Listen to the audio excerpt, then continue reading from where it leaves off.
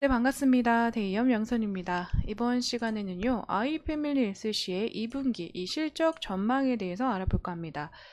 국내보다는 해외에서 더욱더 유명해지고 있는 브랜드죠. 아이패밀리 SC의 색조 브랜드인 롬앤과 추가적으로 다른 연령층 타겟층을 또 한번 겨냥하고 있는 이 루즈의 움직임 한번 살펴보면서요. 각 국가별 이 채널 확장의 움직임은 어떠할지 이 하반기와 그리고 내년까지의 움직임 눈으로 먼저 확인하기 전에 이러한 흐름들 가지고 있다라는 것 먼저 체크해보고 가는 시간 가져보도록 하겠습니다. 아이패밀리 SC 2분기 실적은 매출액에서는 이 475억 원을 전체적으로 기록하면서요. 화장품 부분에서는 462억 원을 기록할 것으로 전망치가 나왔습니다. 아직 증권사의 그 전망치이긴 하지만요. 전체적으로 이 잠정 실적이나 그 추가적으로 2분기 확정 실적이 나왔을 때 다시 한번 또 알려드리도록 하겠습니다. 2분기 연결 매출 그 영업이익은 약 83억 원으로 보여지고 있는데 전년 동기 대비해서 약 65%의 성장률을 보여줄 것으로 예상이 되고 있습니다. 매출액에서는 전년 동기 대비해서 30% 성장하는 흐름세를 가져갈 것으로 보여지고 있고 전체적인 이 시장 컨센서스를 영업이익 면에서는 하회하는 움직임을 나타낼 것으로 보여지나 최근 낮아진 이 시장 눈높이에는 어느 정도 부합할 것으로 전망이 된다라는 의견이 나왔는데요. 공사는 이 아이패밀리 SC는 국내 성장 채널과 그리고 일본, 미국, 동남아 등 지역 확장을 더욱더 주력하고 있고 1분기에서 일본에서 굉장히 큰 성과를 보여줬던 기업이었기 때문에 전체적인 일본에서의 눈높이는 올라가 있는 시점입니다.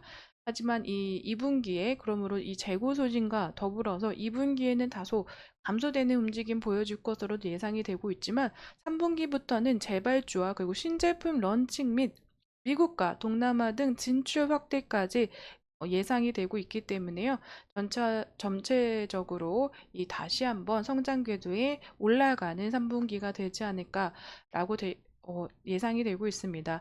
2분기는 1분기에 너무나도 앞서갔던 성장세를 보여줬었기 때문에 다소 아쉬운 수치를 나타낼 수는 있겠다. 하지만 그만큼 기업 가치에도 반영됐다라는 판단들이 나오고 있어서요. 이러한 흐름 안에서 아이패밀리 SC가 계속 하락하는 감소하는 움직임보다는 상승하는 움직임으로 이 하반기를 대비할 것으로 보여지고 있어서 이 흐름 계속 가져갈지 지켜보도록 하겠습니다.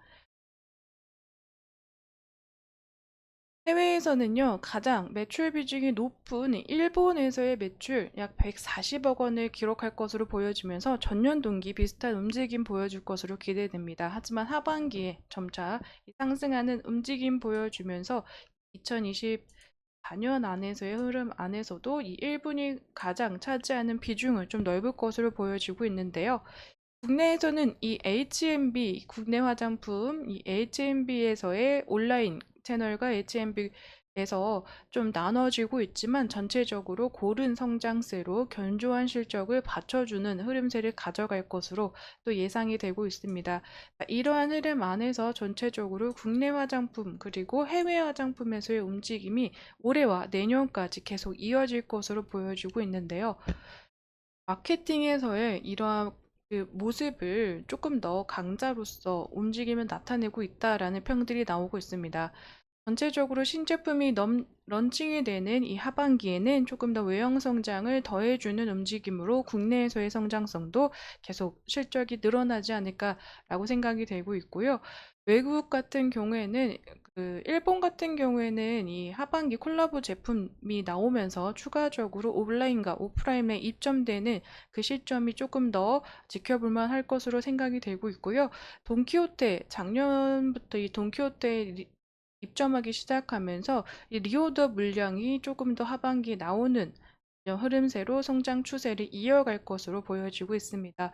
동남아 같은 경우에는 이 태국에 팝업을 진행하고 오프라인까지 진출하면서 추가적으로 이 외형 확대를 동남아에서 보여줄 것으로 예상이 되고 있고요. 미국 같은 경우에는 아마존 그리고 B2B를 통한 이 소비자 접점을 늘려나가고 확대하고 있는 움직임을 보여주고 있다고 합니다. 중국은 신규 채널 입점 효과가 더해짐으로 인해서 전반적으로 이런 네, 입점 효과로 중국에서도 신규적으로 이 성장세를 지켜지는 이런 흐름세를 보여줄 것으로 예상이 되고 있습니다. 전체적으로 웨딩 부분은 약하나 화장품 부분에서는 국내 할 것 없이 해외에서도 이러한 움직임이 계속 나타날 것으로 예상이 되고 있고요.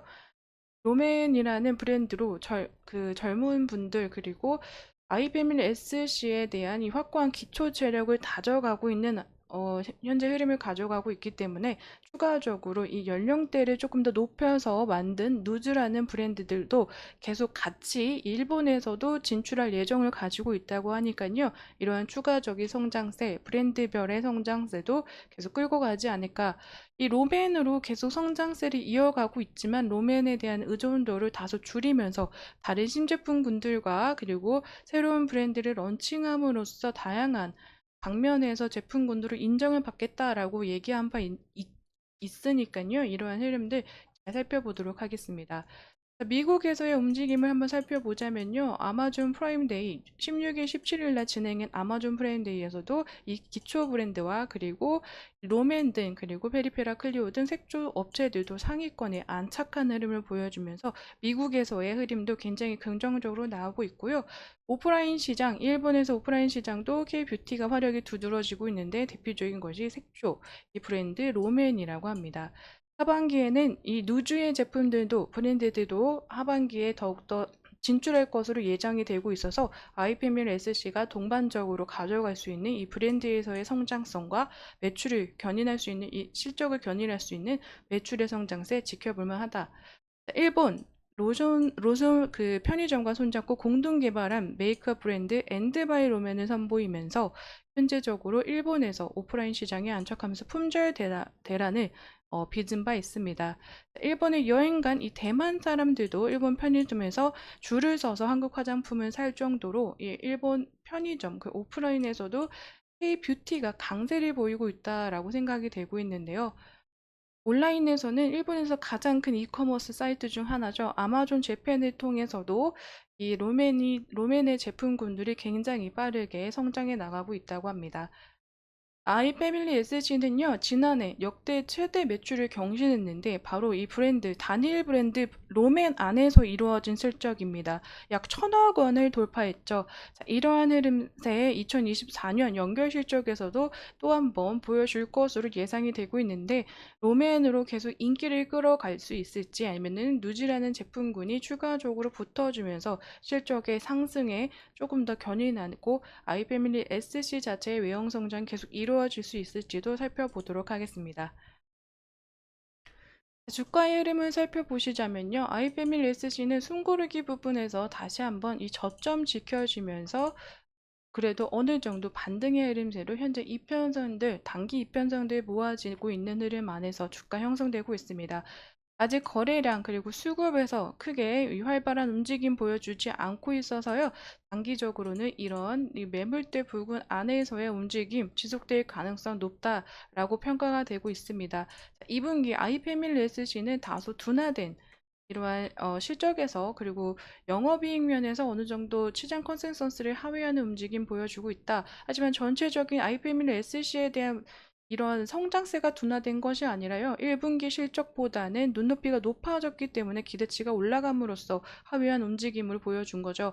3분기에는 그에 맞먹는 이러한 재고와 그리고 신제품 런칭들 그리고 새로운 브랜드들이 해외 진출을 앞두고 있습니다. 그런 움직임 안에서는 아직도 아이패밀리 SC 중장기적으로는 투자 계획 세워보시면서 지켜볼 만한 기업이지 않나라고 생각이 되고 있습니다. 현재 기간의 매도세가 이어지고 있는 시점에서도 주가가 맞춰지고 있고요. 외국인의 매수세가 계속 보여지고 있죠. 이러한 흐름세 안에서 수급이 다시 한번 전반적으로 외인의 매수세에 이어서 기간의 매수세까지 더해지는 시점에서는 더 반등의 모습을 보여주면서 다시 한번 정배열에서 자리를 찾아가는 모습을 보여주지 않을까라는 기대를 가지게 되는데 현재로서는 이 둔화된 움직임으로 이 2분기 실적을 맞이하면서 전체적으로 이 3분기 실적이 나오기 전까지의 흐름은 이 숨고르기와 그리고 조정과 어느 정도 수급이 동반되는 움직임 안에서 변동폭이 나오지 않을까 생각이 되고 있습니다. 아이패밀리 SC는요, 추가적으로 이런 실적과 잠정 실적에 대해서 다시 한번 또 나오는 즉시 제가 빠르게 영상으로 정보 전달해 드릴 예정이니까요. 전체적으로 제 영상을 보시면서 다시 한번 투자 계획 잘 세워보시기를 추천드리도록 하겠습니다. 오늘 아이패밀리 SC에 대한 이야기는 여기서 마무리 짓도록 하겠습니다. 제 영상에는 개인적인 견해와 의견들이 들어가 있기 때문에요. 투자하실 때는 반드시 참고용으로 사용해 주시기를 추천드리도록 하겠습니다. 그럼 오늘도 시청해 주셔서 감사드립니다.